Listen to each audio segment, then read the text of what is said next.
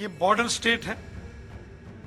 बड़े मुश्किल दौर से जम्मू कश्मीर पिछले 35 सालों में गुजरा है।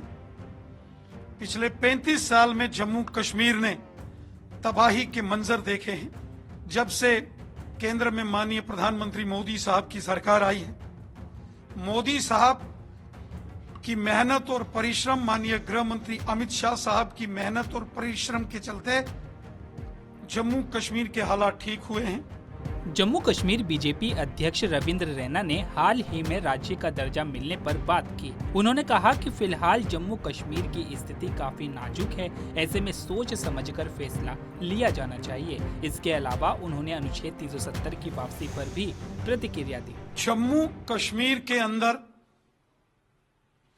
जो यहाँ के हालात हैं, जो यहाँ की परिस्थितियां हैं, चूंकि ये बॉर्डर स्टेट है, बड़े मुश्किल दौर से जम्मू कश्मीर पिछले 35 सालों में गुजरा है। पिछले 35 साल में जम्मू कश्मीर ने तबाही के मंजर देखे हैं। 2014 के बाद जब से केंद्र में माननीय प्रधानमंत्री मोदी साहब की सरकार आई है, मोदी साहब की मेहनत और परिश्रम, माननीय गृह मंत्री अमित शाह साहब की मेहनत और परिश्रम के चलते जम्मू कश्मीर के हालात ठीक हुए हैं। फिर भी बॉर्डर के उस पार से दुश्मन ये कोशिश कर रहा है कि जम्मू कश्मीर के अमन, शांति और खुशहाली में खलल डालने की साजिश हो रही है। इसीलिए जो जम्मू कश्मीर में नई चुनी हुई सरकार जिसने अभी शपथ ली है, मेरा मानना है कि कुछ विषयों पर अभी जल्दबाजी नहीं होनी चाहिए। आपस में बैठ के चर्चा करके, डिस्कशन के बाद कोई भी बड़ा फैसला लेना चाहिए। जल्दबाजी में और हड़बड़ाहट में जम्मू कश्मीर के संबंध में लिया गया कोई भी फैसला भविष्य में घातक हो सकता है। हमने खुद देखा कि किस प्रकार जम्मू कश्मीर में शपथ लेने के फौरन बाद आतंकवादियों ने गांदरबल जिले के सोनमर्ग इलाके में एक बड़ी आतंकी घटना को अंजाम दिया और फिर से कश्मीर को लहूलुहान किया गया है। लगातार यहां साजिशें और कोशिशें हो रही हैं कि जम्मू कश्मीर को लहूलुहान किया जाए।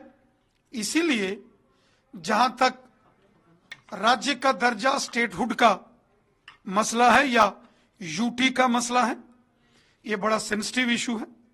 यहां की जो चुनी हुई सरकार है, श्री उमर अब्दुल्ला साहब, और मरकज की जो हुकूमत है, केंद्र सरकार, आपस में बैठ के चर्चा करके लोगों के हित में, आवाम की बेहतरी के लिए क्या है, लोगों की सिक्योरिटी बहुत जरूरी है।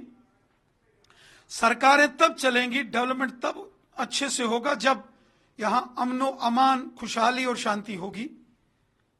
और जब यहां आतंकवाद, अलगाववाद और हालात खराब होंगे तो लोगों को मुश्किलात आएगी। बड़ी मुश्किल से मोदी साहब ने मेहनत करके, अमित शाह साहब ने यहां के हालात ठीक किए हैं।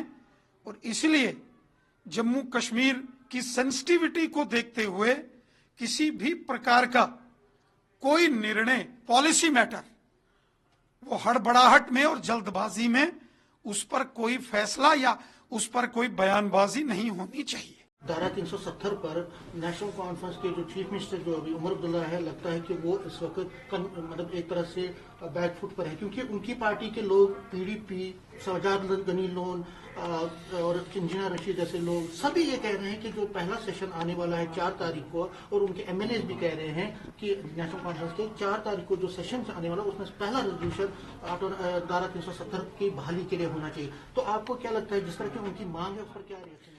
धारा 370 ये देश का कानून है। ये देश के पार्लियामेंट में डिस्कस हुआ था और धारा 370 पर डिबेट देश के लोकसभा और राज्यसभा में हुई थी। इसका जम्मू कश्मीर से कोई लेना देना नहीं है। जम्मू कश्मीर की असेंबली का धारा 370 से कोई लेना देना नहीं है। धारा 370 को देश के पार्लियामेंट में डिस्कस किया गया था, इस पर डिबेट हुई थी और चर्चा के बाद धारा 370 को 5 अगस्त 2019 को समाप्त कर दिया गया था। ये देश के पार्लियामेंट का विषय है। धारा 370 का जम्मू कश्मीर की असेंबली से कोई लेना देना नहीं है। जम्मू कश्मीर की असेंबली रेजोल्यूशन पास करे या ना पास करे, डिबेट करे या ना डिबेट करे, उसका कोई लेना देना धारा 370 से नहीं है। जो धारा 370 के नाम पर लोगों को गुमराह कर रहे थे, जो साजिश कर रहे थे, वो स्वयं भी इस बात को जानते हैं कि धारा 370 पार्लियामेंट का विषय है, उसका जम्मू कश्मीर की असेंबली से कोई लेना देना नहीं।